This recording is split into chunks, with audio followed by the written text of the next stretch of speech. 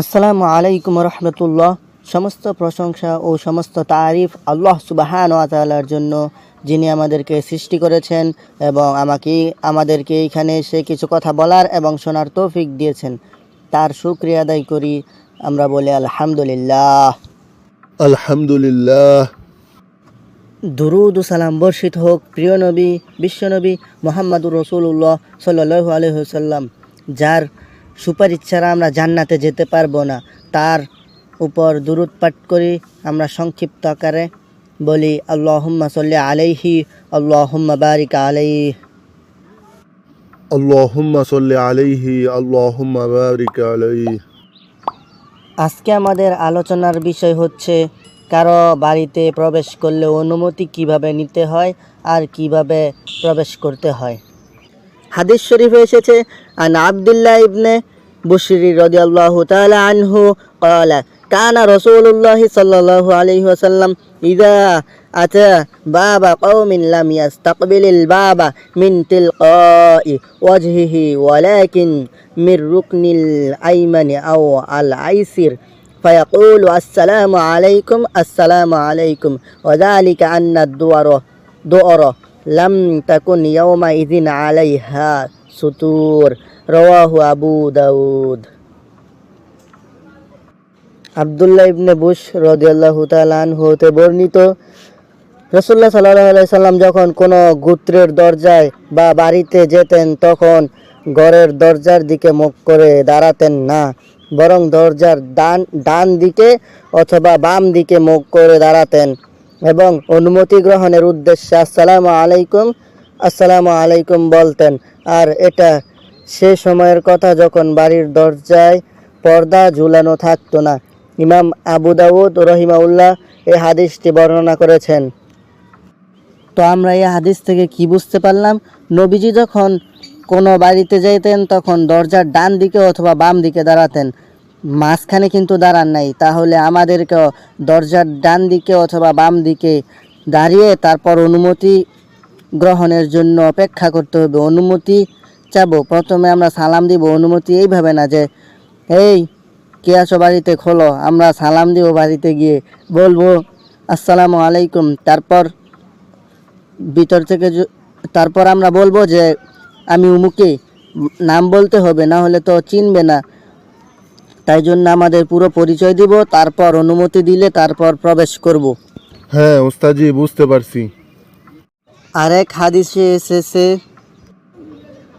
আনা আতা ইবনে ইয়াসারিন রাদিয়াল্লাহু তাআলা আনহু আন্না রাজুলান সাআলা রাসূলুল্লাহ সাল্লাল্লাহু আলাইহি ওয়াসাল্লাম ফাকালা আস্তাযিনু আলা উম্মি ফাকালা নাআম ফাকালা আর-রাজুলু ইন্নী মা'হা ফিল বাইতি ফাকালা রাসূলুল্লাহ সাল্লাল্লাহু আলাইহি ওয়াসাল্লাম ইস্তাযিন আলাইহা ফাকালা আর-রাজুলু ইন্নী খাদিমুহা ফাকালা রাসূলুল্লাহ সাল্লাল্লাহু আলাইহি ওয়াসাল্লাম ইস্তাযিন আলাইহা আতুহিব্বু আন তারাহা উরিয়ানাতান ফাকালা লা ফাকাল ফাস্তাযিন আলাইহা। রাওয়াহু মালিকুন মুরসালা। আতা ইবনে ইয়াসার রাদিয়াল্লাহু তাআলা আনহু হতে বর্ণিত, তিনি বলেন, একদা এক ব্যক্তি রাসূল সাল্লাল্লাহু আলাইহি সাল্লামের কাছে এসে জিজ্ঞাসা করলেন, আমি কি আমার মায়ের নিকট যেতে অনুমতি প্রার্থনা করব? রাসূল সাল্লাল্লাহু আলাইহি সাল্লাম বলেন, হ্যাঁ। তখন লোকটি বলল, আমি তো তার সাথে একই ঘরে থাকি। রাসূল সাল্লাল্লাহু আলাইহি সাল্লাম বলেন, তুমি তার নিকট অনুমতি চাও। অতঃপর লোকটি বলল, আমি তার যেসব। তখন সে বলল, না। তিনি রাসূল সাল্লাল্লাহু আলাইহি সাল্লাম বললেন, তাহলে তুমি তার নিকট অনুমতি প্রার্থনা করো। ইমাম মালিক রহিমাহুল্লাহ হাদিসটি মুরসাল সূত্রে বর্ণনা করেছেন। একটু ভুল হয়ে গিয়েছে, আমি যে বলেছিলাম যেসব না, লোকটি হচ্ছে তার মার সেবক, মানে তার মার সেবাকারী। তাই রাসূল সাল্লাল্লাহু আলাইহি সাল্লামকে বলেছিলেন যে আমি তার সেবক। তাহলে আমরা এই হাদিস থেকে যা বুঝতে পারলাম, দেখেন রাসূল সাল্লাল্লাহু আলাইহি সাল্লাম বলেছেন, তুমি তার এক ব্যক্তি জিজ্ঞাসা করলেন, সে তার মার সেবক, তারপরেও তিনি বললেন যে তুমি তোমার মার ঘরে প্রবেশের সময়ও অনুমতি নিয়ে প্রবেশ করো।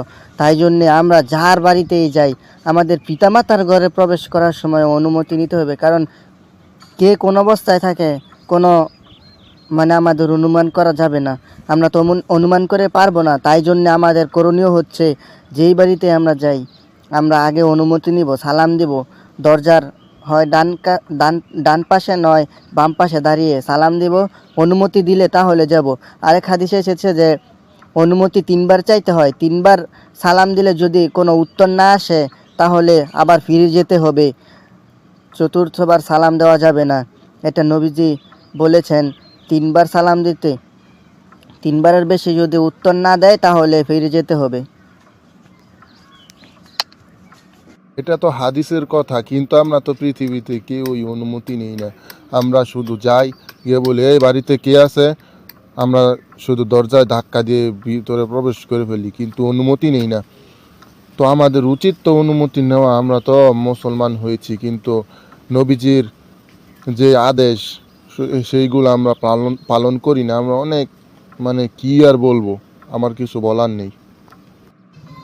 আচ্ছা, আল্লাহ সুবহানাহু ওয়া তাআলা যেন আমাদের সবাইকে এই হাদিস অনুযায়ী আমল করার তৌফিক দান করেন, আমরা যাতে সবার বাড়িতে প্রবেশ করার সময় অনুমতি নিয়ে প্রবেশ করতে পারি, আমাদেরকে আল্লাহ তাআলা তৌফিক দান করুন, আমিন।